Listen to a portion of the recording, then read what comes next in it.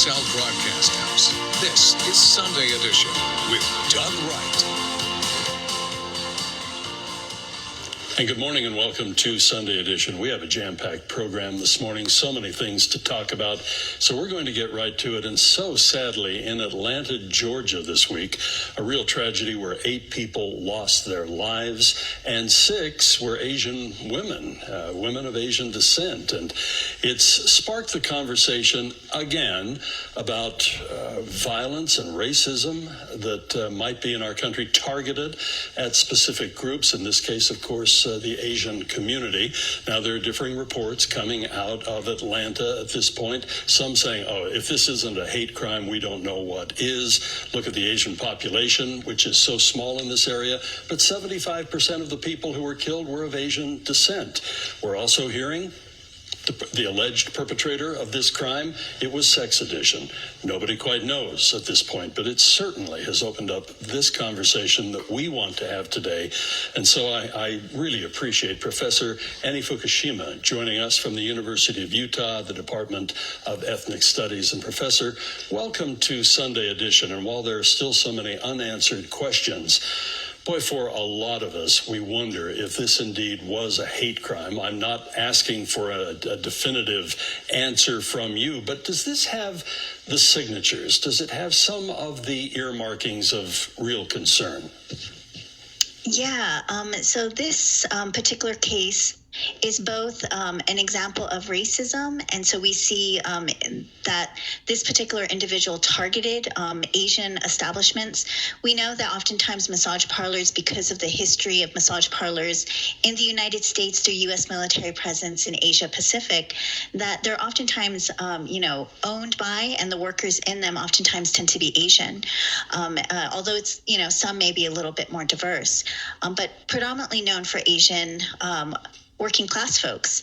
And so we know that was specifically what was targeted, and that when I was listening earlier to one of the representatives, who is the first Vietnamese woman representative, B. Nguyen, in Atlanta, Georgia, she was talking about how when you look at the establishments in the area, there were other establishments that he passed by. And so these particular establishments of massage were selected. As far as the recent track record for attacks on minority groups and individuals and racist comments and racist actions, what, as you look back over the last several years particularly, has there been a dramatic increase, especially within the Asian community? Yeah, so there has definitely, I think, been, when we look at the reports that are coming out by different organizations that are keeping track of crimes and violence against the Asian community, what we're seeing is that during the past couple of years, there's definitely been an escalation. And so while reportings of hate crimes may not have gone up, we know that violence against the Asian community definitely has gone up. We see incidents in major cities where we see elderly being attacked, elderly Asians. To what we hear and we've been learning about from reports by young folks is that in major cities, in schools, that bullying is up as well. And so we know that trend-wise, that while they may not always get reported, the incidents that have been reported have been indicating that in this particular moment, in this particular climate, that the violence against the Asian community has definitely been escalating, and that the incident and the massacre in Atlanta, Georgia is just one example of it on its severest end. But what we know is that Asian Americans and Asian diasporas in the United States experience a range of racist, dynamics, from the subtle dynamics to more overt forms of racism. Mm-hmm. You mentioned the recent climate. That term intrigues me. What is happening in the current climate? What are the elements that have come together that not only for the Asian community, but other minority communities in our country are feeling this as well? What is contributing to this? Yeah, well, I think that right now we're in a very particular moment that we've never seen before in the United States of global pandemic. And we know that people are experiencing it in different ways. And the pandemic has exacerbated in our communities who has resources and who doesn't have resources. And so when I think about what's going on in our communities and with the Black Lives Matter movement, it's helped to make more visible issues of racism. And so we're seeing more communities talk about racism that's going on.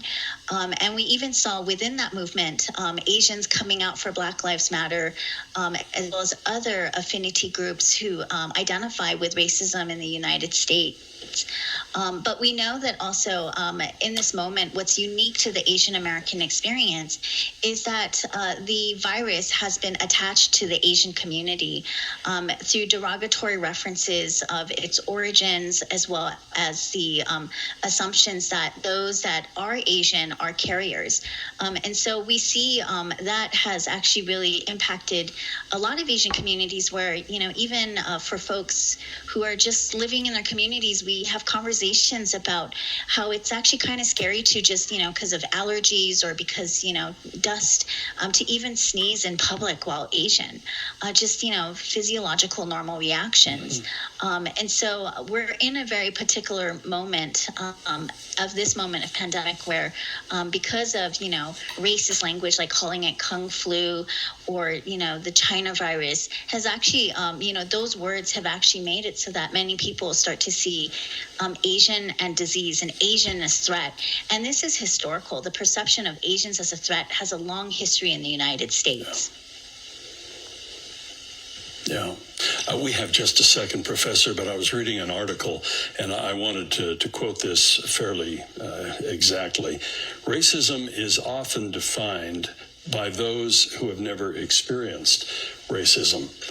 Many of us like to pat ourselves on the back and think that we've made great progress and that we certainly are not racist. And then I think for myself, have I ever experienced racism? Why is it that there's been such a scramble by many in the Atlanta area, and that's just one of these occasions we're talking about, to distance this from it being race motivated or a hate crime? And sadly, I asked you a real big question and I need a pretty quick answer.